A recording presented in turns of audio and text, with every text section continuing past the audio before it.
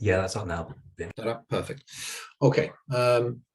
Just to kick things off, really, well, I've realised, having just read my introductory slide, that origin story sounds a bit like a comic book, but I just want to kind of give a bit of context and history to Cranfield, and how we've become involved, or I've become involved in the trusted research agenda, because I think it helps give context to our experiences and the things I'm going to talk about today, which are primarily around our experiences of trying to implement a trusted research culture consciousness across the institution, and the learning point, shall we say, that I've experienced during that process, things I might have reflected on afterwards and thought, we could have done that slightly differently based on experiences.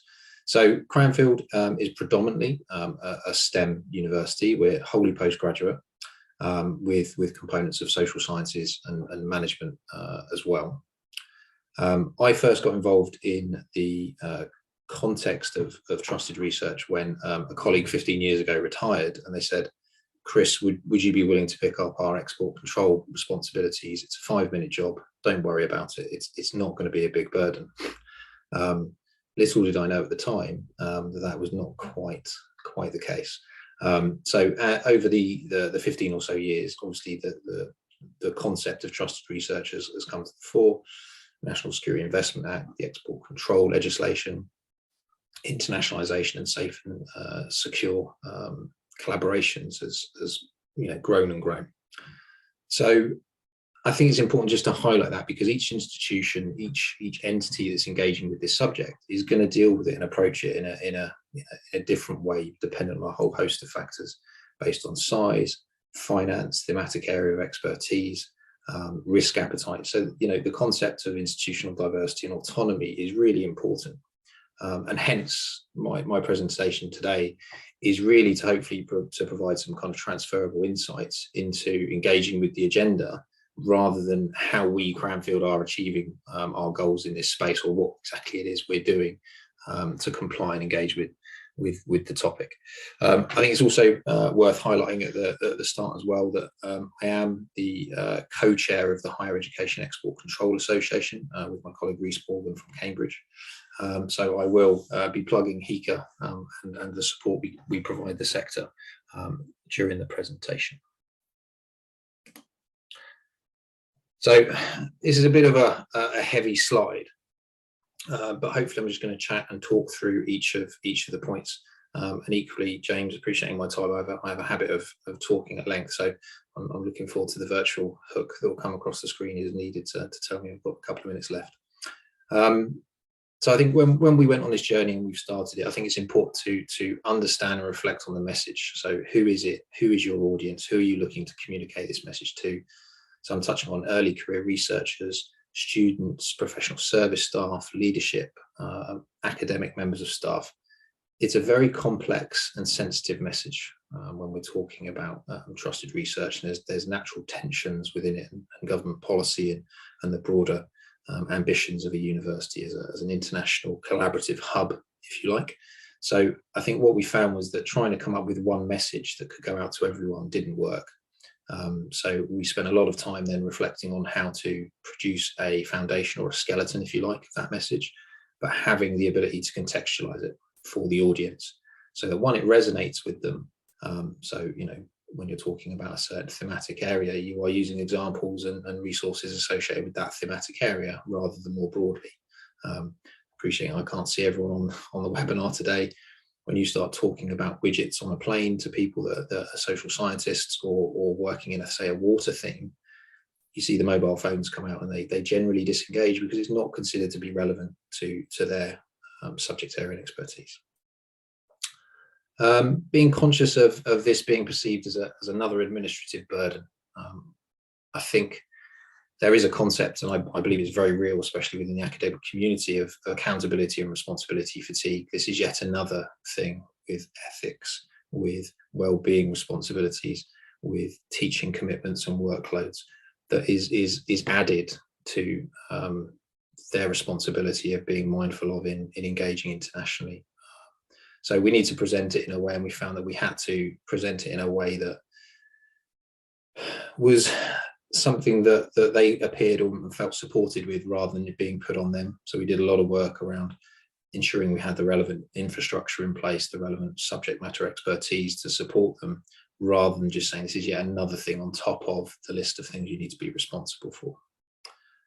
I think there's a natural tension with the government agenda of being a science superpower, internationalization, collaboration, but yet being mindful of trusted research security and how and who we're working with. I don't think that's going to go away, but we found that we had to acknowledge it, trying to shy away from it, the fact that, you know, certain funding bodies aren't talking about, you know, safe and secure internationalization and research.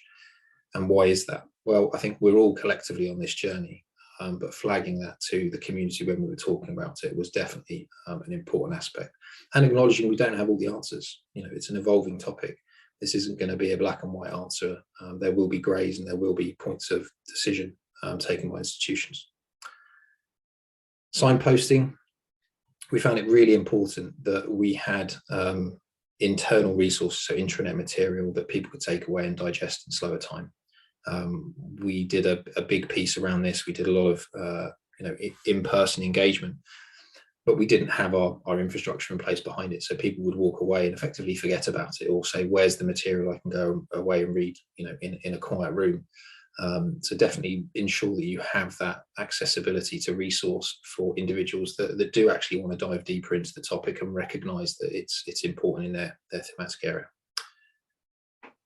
I think reflecting on language, so the trusted research agenda, NPSA kind of currently lead on that kind of topic and the production of the material. It can lend itself towards, you know, focusing on research and ignoring potentially commercialization, knowledge exchange, education aspects. So institutionally, we should be reflecting what language we want to see this topic cover and how it can reflect the institutional direction and safe and secure activities. So we did a lot of work around using the word education alongside research, and then building in knowledge exchange and commercialization and spin-outs within the concept of research. Briefly touching on this point, the national security vetting and the IPSA industry personnel security assurance reliability framework is the standards associated with those that hold a national security clearance. I think over the next few years, we're going to see greater engagement with various government agencies and departments that are going to want to collaborate with the HE sector. So this will be, I think, an area that people will become more familiar with over time. And again, it's having that forethought about where that's going to go and how that aspect is managed. There are definitely natural sensitivities domestically around, you know, our international student and staff population. Conversations typically lead towards Russia and China currently, based on a whole host of factors, including, you know, what's in the press, the papers. I think next week we're expecting from the Secretary of State for him to set out the UK's approach specifically to China following the refreshed integrated review. So we just need to be mindful and have that in our heads when we're talking about this topic, because it can move into a very specific subject area very quickly. And Cranfield has maintained a country agnostic approach to its trusted research policies and agenda. And I think we'll see the UK continue to manage it in a nuanced approach rather than taking some of the maybe more express statements that other countries have. Do we have the systems in place to understand and capture this information? Can we produce auditable and demonstrable records of consideration that we can have and touch on following, you know, a review or a due diligence activity? I think some of the platforms are catching up in this space, given one, the complexity of it, and two, the depth that's needed to manage it going forward. But again, have that thought in mind. Again, we invested money in having the platform necessary to do that. It was a bespoke solution because it wasn't sitting to the level we felt needed in other platforms. And finally, that these obligations exist throughout the life cycle of an activity. This is very much about building a consciousness and an awareness across the community, and a diverse community at that. We didn't want it to be perceived as a tick box exercise. So you're looking to engage in something, you clear the hurdles and then you forget about it, move on with it. Actually, it's something that needs to exist throughout the life cycle of activity, and more broadly, is something that needs to be, thought about in the same way as ethics, health and safety within and across the community. So again, just skimming over some of these messages, these are really points talking about what we found was effective in doing that. So effectively ensuring that we had university executive buy-in, that we presented this as us meeting our duty of care to our staff and students, which we do have and we must meet. Our staff and students are probably our greatest asset and resource, and we need to ensure they can engage in these complex areas and on an international basis safely.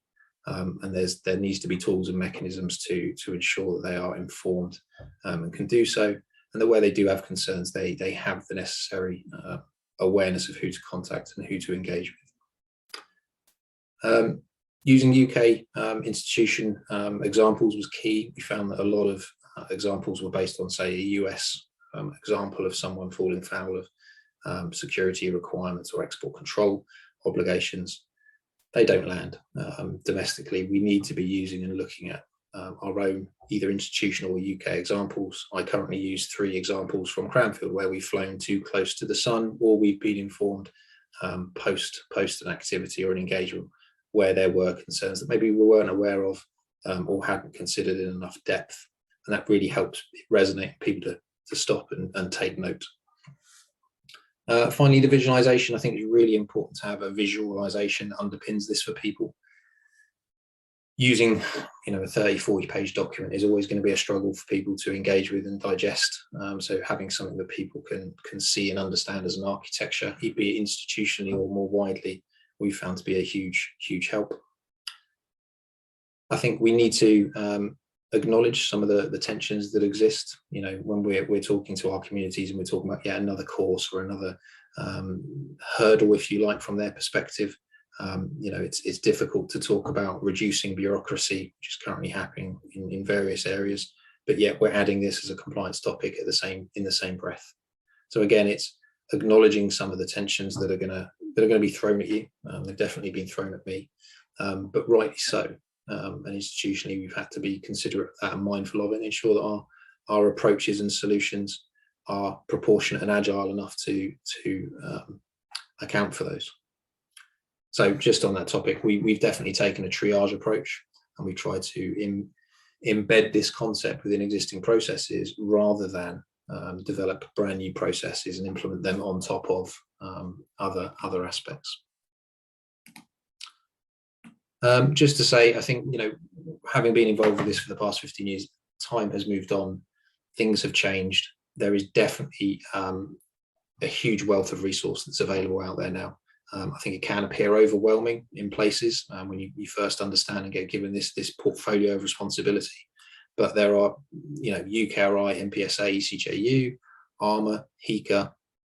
There are bodies and groups of people that have got lots of material now on this. And it's a case of taking the time to read, review, digest, and importantly, reflect on how that should and could and would apply to your institution, rather than, I would suggest, lifting and dropping into the institution, because having seen attempts at that, it just doesn't land effectively well. And finally, just to say, we are absolutely, I think, as a community and as a whole, in the throes of what is a cultural journey to understand how we manage trusted research as a concept, how we proactively collaborate and operate across the sector. And I would definitely encourage everyone that we try not to do this in institutional isolation. I think we have strength as a group and as a collective in the HE sector. And I think that it needs to be something that the HE sector leads on, rather than being instructed on how to do it, which is where it will lead to if we're not proactive and engaging in this space. Final comment, appreciate I can't see the time, so I'm hoping I've got time to do this as well. Perfect, James, cheers.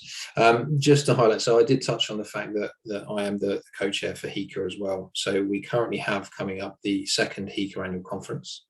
It's being held in Woburn House in collaboration with the UK on the 11th of July 2023. And it's going to be a forum to discuss exactly this very topic and very subject. We're convening and bringing together our government partners, so RCAT, ECJ, UNPSA, community stakeholders, UK, UKRI, but equally our international partners, so the comparative organisations of HICA within the EU and the US, to reflect and talk about the key challenges. So I'd just encourage people to be aware of it. If it is of interest, please visit the HICA website and sign up. I think we've currently got, 55 or so, 60 or so people signed up to attend, and we only, announced it about a week, 2 weeks ago. And the other final thing I'll plug, if I can at the same time, will be HICA has the export control training material, which was funded by the UKRI Red Fund. So it's a freely accessible export control introductory training course that is written and produced in the context of the HE sector. So we currently have around 60 universities, of which 15 or so have customized the content, which is an option within the material, to reflect their own internal branding and points of contact and intranet material. So I would just flag that as a one, a resource, and two, if people are interested to have a visit and a read about the training material and how it can be accessed and rolled out within your respective institutions at your discretion. I'll take a big breath and hope that's okay, James. That was very much okay. Thank you very much. That was really interesting to learn about your journey. And I have to say, I like the term origin story, and I think I may steal it for my own slides in the future. Please put your questions in the Q&A. We've got a couple already. Tracy asked, and I don't know how easy this would be during the session, but she asked, could we see some of the examples and the way you make the information visible? So perhaps you kind of, I appreciate you can't necessarily share things right now, but could you perhaps give a quick verbal rundown of, the nature of the examples you use and how you make sure they're kind of, got good visibility within the institution? Yeah, absolutely. So, it's kind of a bit of a cliche answer, I suppose, in some respects. So there is an intranet resource that we have available that we do promote and reference people to. We do in-person events where we will go and speak with specific communities around if there's a particular thematic area of focus or concern that we think, you should be absolutely aware of this topic, that we will do so. And again, just touching on the examples of the case studies, if I can use that phrase that we use, we're happy to share those as well separately or after the event, whereby it just tries to illustrate how you can present the material that will resonate with the audience. Again, using imagery, short, sharp slides that you then talk around rather than, here's a 2-page document, read and understand the topic. Does that help? That's very helpful. I thought the question of relevancy is a very interesting one. Have you, to make sure examples are relevant to disciplines that perhaps don't normally have to engage with these topics, is that something that's come out of you and your team, or has it been more kind of collaborative process where you've been talking to the researchers in the disciplines that you want to reach out? What approach have you found really helps make sure that your support is relevant and landing well with those diverse audiences? I think we've approached a kind of continuous improvement mechanism of this, and to really invest in feedback. We get that this can sometimes be a sensitive topic. It can evoke emotional responses. It can evoke a whole range of spectrum of responses. And so it's important from when we've engaged with people, where we can see people disengaging or not maybe understanding the relevance of this, we need to adapt our stance and position and approach to meet their needs. So it is very much a collaborative process with the audience to say, after the fact, has this met you? Does it resonate with you as a community, or do we need to reflect? And sometimes they will give us examples. If you had approached it in this way and talked about this sort of content, it would have resonated better with us. And we then take that away and apply it for future communications and or comparative thematic areas. Yeah.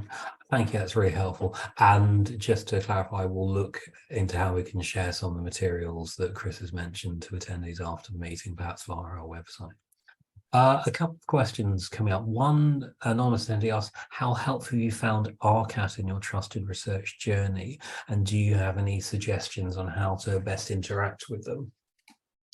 Oh, I have to be careful how I answer that, because I've got my meeting with RCAT after this event. So yeah, I've found RCAT to be extremely helpful. I think, in all honesty, they themselves have been on a journey of discovery as a new body and a new group that's been set up.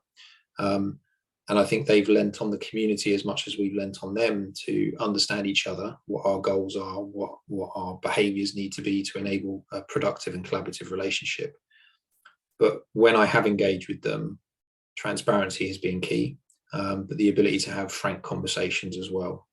So yeah, very helpful. I think, whoever your RCAT point of contact is, definitely reach out if you haven't already got that, and don't be afraid to have very open and honest and frank conversations with them. Brilliant, thank you, Chris. Okay, another question from an anonymous attendee. You mentioned the tension between bureaucracy reduction and this trusted research agenda. Could you talk a bit further about this? The question notes it can seem very difficult to square this circle.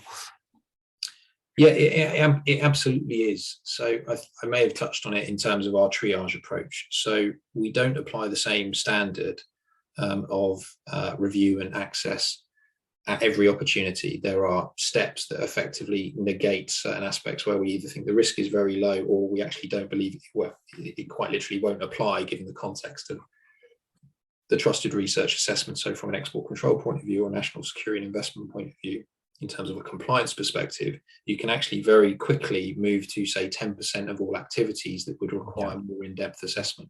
And we found that to be very positively received by the community because they understand where there is a focus, there's a necessity for it, and yet something that is quite separate, it's very light touch, and we can move through the journey quite quickly.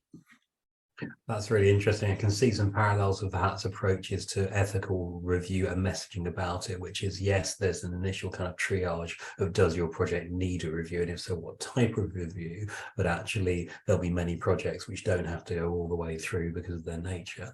So there's interesting messaging there. Thank you.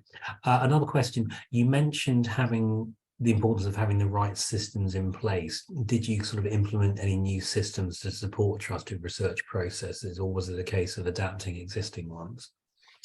So it was a mixture of both, actually. So in relation to export control, we had to build a very simple, bespoke access database to record the complexity of data that's associated with export control in terms of SPIRE, the registrations, how we submit the licenses, the responses, who we're engaging with, and especially where students are involved, because of the nature of a student, traveling and being subject to export control. Typically, Cranfield, as an example, will apply for the license on their behalf. So we tried to mirror the two and have that balance. I don't think we've quite got it right yet, as I touched on. I think that various existing platforms are potentially working on this topic to understand what does the sector really need to effectively manage trusted research within their platform, their software platform that they're using. Sure, thank you. Yeah, I think we've got time for two final questions, which have some parallels. The first questioner asks, do you find ethics committees are considering trusted research implications in their reviews, and should they? And the second is, when you're thinking about kind of the triage approach, if you could provide is there any kind of more in-depth guidance that Cranfield has or could make available? Yeah, absolutely. I mean, I'm trying to think which one to answer first, because I think they are kind of separate. So if I touch on the ethics committee, absolutely. We've separated it at the moment. It's something that we are reflecting on as to whether we want to incorporate it into an ethics component. The general thought process at the moment is possibly not, because of the significant compliance aspect that's associated with it. And it is very detailed, very nuanced where it does apply, and actually quite time consuming. So there does need to be management expectations. It's a really key aspect that we focused on, that where we are communicating with our academic or stakeholder, whoever it is that we're communicating with, that we're very transparent that timelines will shift. If, for example, in an export license, we could be looking 30, 60, 90 days to go through that process. Guidance on the triage approach, yeah, absolutely happy to have the conversation. We can share how we have sought to effectively move aside those aspects where we don't think it's necessary, based on an initial triage approach. Again, it's a risk approach based on the university's appetite, and each institution would have to take its own view on whether it mirrors Cranfield's or would have a slightly different take.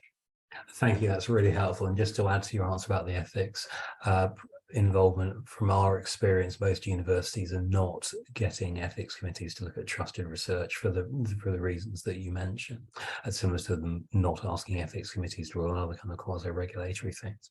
Okay, we've got a couple of outstanding questions. We'll look at how we can follow that up in other ways. Chris, thank you so much for a fascinating session. It was really interesting to hear your personal insights and also your description of Cranfield's journey.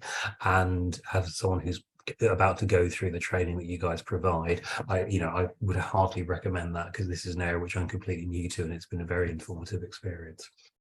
Brilliant. Thank you very much, James, and everyone else. Thank you. Brilliant.